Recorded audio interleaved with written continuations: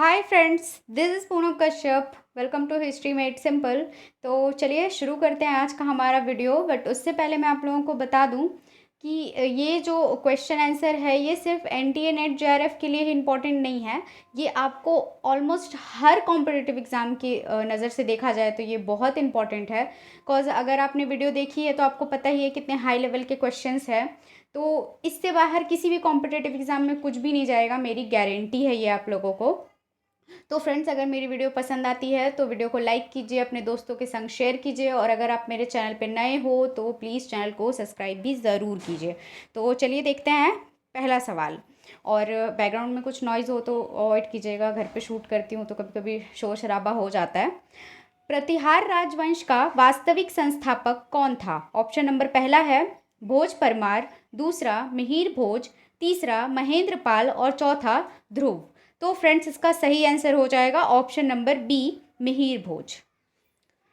Hope मैं बहुत ज़्यादा फास्ट नहीं जाती हूँ अपनी वीडियो में। मैं कोशिश करती हूँ कि स्लो ही लेके जाऊँ ताकि आप लोगों को समझने में ईजी हो। तो अगर आप लोग चाहो तो आप लोग स्क्रीनशॉट भी लेके रख सकते हो ताकि आप लोगों को बाद में पढ़ने में ईजी हो। तो चलिए अगला देखते हैं। निम्नलिखित युग्मों पर विचार कीजिए। पहला है मध्यकालीन यात्री, दूसरी तरफ है संबंधित देश। तो पहला है अल मसूदी बगदाद, दूसरा है सुलेमान वेनिस, और तीसरा है मार्को पोलो ईरान।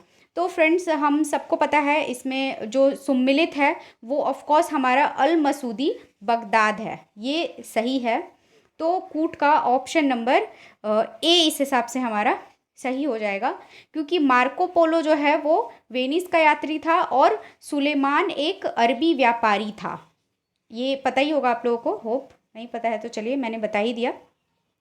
अगला देखते हैं।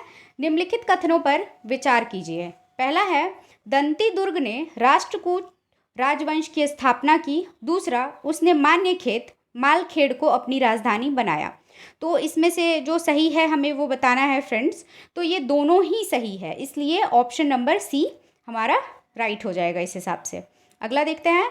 निम्नलिखित कथनों पर विचार कीजिए। पहला है राष्ट्रकूट राजा कृष्ण तृतीय ने रामेश्वरम में विजय स्तंभ स्थापित किया, दूसरा है राष्ट्रकूटों ने सहिष्णुता की नीति अपनाते हुए मुसलमान व्यापारियों को अपने राज्य में बसने की अनुमति दी।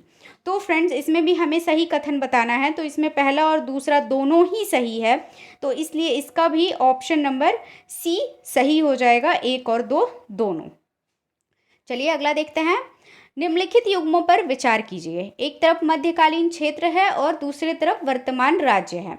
तो पहला है खास असम, दूसरा है प्राग्ञ ज्योतिषपुर पश्चिम बंगाल, और तीसरा है लाट दक्षिण गुजरात। तो पूछ क्या रहा है, चलिए देख लेते हैं क्वेश्चन में। इसमें जो सुम्मिलित है हमें वो बताना है फ्रेंड्स। तो जो सुम्मिलित है वो हमारा ऑफ कोर्स पहला और तीसरा है। इसमें खास का असम और तीसरा लाट का ये दक्षिण गुजरात। खास जो जगह है ये असम से संबंधित है और लाट दक्षिण गुजरात में स्थित है। तो ये पहला और तीसरा हमारा सही हो गया इस हिसाब से। तो ऑप्शन नंबर सी इसका भी सही हो जाएगा। और ये जो प्राग्ञ ज्योतिषपुर है ये पश्चिम बंगाल में नहीं, ये असम का ही पुराना नाम है। आप लोग याद रखिएगा, इससे क्वेश्चन ट्विस्ट करके भी पूछे जा सकते हैं। तो ये असम का पुराना नाम है, नोट कर लीजिए आप लोग। चलिए अगला देखते हैं। चोल साम्राज्य की स्थापना किसने की थी? पहला है राजेंद्र प्रथम, दूसरा राजराज, तीसरा विजयालय, और चौथा है राजेंद्र सेकंड। तो फ्रेंड्स, इसका सही आंसर हो जाएगा ऑप्शन नंबर सी, विजयालय। ये जो चोल थे पहले पल्लवों के ही सामंत हुआ करते थे, और इनका जो राजा था विजयालय, इसने 1850 ईस्वी यानी कि 9वीं सदी में कांची के पल्लवों को पराजित करके चोल साम्राज्य की स्थापना की। होप आप लोगों को समझ में आ गया होगा। तो चलिए आगे बढ़ते हैं।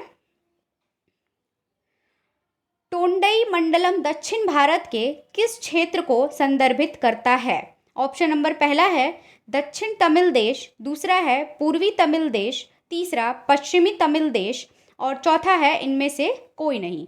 तो फ्रेंड्स, इसका सही आंसर हो जाएगा ऑप्शन नंबर ए, दक्षिण तमिल देश। चलिए नेक्स्ट देखते हैं। निम्नलिखित कथनों पर विचार कीजिए। पहला है, चोल शासकों ने पांड्य और चेरों को पराजित करते हुए दक्षिण भारत में आरंभिक मध्यकालीन परिस्थितियों पर अपना प्रभुत्व स्थापित किया। दूसरा, चोलों ने शैलेंद्र शासकों पर सैन्य आक्रमण करके उनके कुछ क्षेत्रों को जीता। तो इसमें जो सही है वो बताना है हमें फ्रेंड्स। तो इसमें पहला और दूसरा दोनों ही सही है, ये पहला और दूसरा दोनों ही सही है। तो इस हिसाब से कूट का ऑप्शन नंबर सी इसका भी हमारा सही हो जाएगा, 1 और 2 दोनों। चलिए अगला देखते हैं। निम्नलिखित कथनों पर विचार कीजिए। पहला है, चोल प्रशासन मंडलम वलनाडु और नाडुओं में विभाजित था, सही है। दूसरा है, अधिकारियों को आमतौर पर राजस्वदायी भूमि दान द्वारा भुगतान किया जाता था। इसमें भी जो सही है फ्रेंड्स वो ही हमें बताना है। तो ये पहला और दूसरा दोनों ही सही है, तो इसलिए ऑप्शन नंबर सी हमारा सही हो जाएगा। चलिए आगे बढ़ते हैं। चोल साम्राज्य में प्रचलित गिल्ड किससे संबंधित था? ऑप्शन नंबर पहला है व्यापारिक चुंगी, दूसरा है व्यापारिक श्रेणियां, तीसरा है आयात निर्यात की पद्धति और चौथा है ब्राह्मणों को दी जाने वाली भूमि।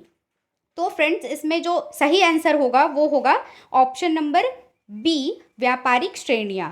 कॉज व्यापारिक श्रेणियों को ही गिल्ड कहा जाता था और ये बेसिकली जाने जाते थे जावा और सुमात्रा के साथ व्यापार करने के लिए। याद रखिएगा आप लोग, जावा और सुमात्रा के साथ व्यापार करने के लिए इन्हें जाना जाता है।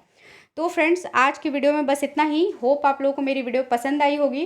तो वीडियो पसंद आती है तो लाइक कीजिए, अपने दोस्तों के संग शेयर कीजिए और मेरे चैनल को सब्सक्राइब भी ज़रूर कीजिए। तो फ्रेंड्स मिलते हैं हमारे नेक्स्ट वीडियो में। Till then tata, bye bye, take care.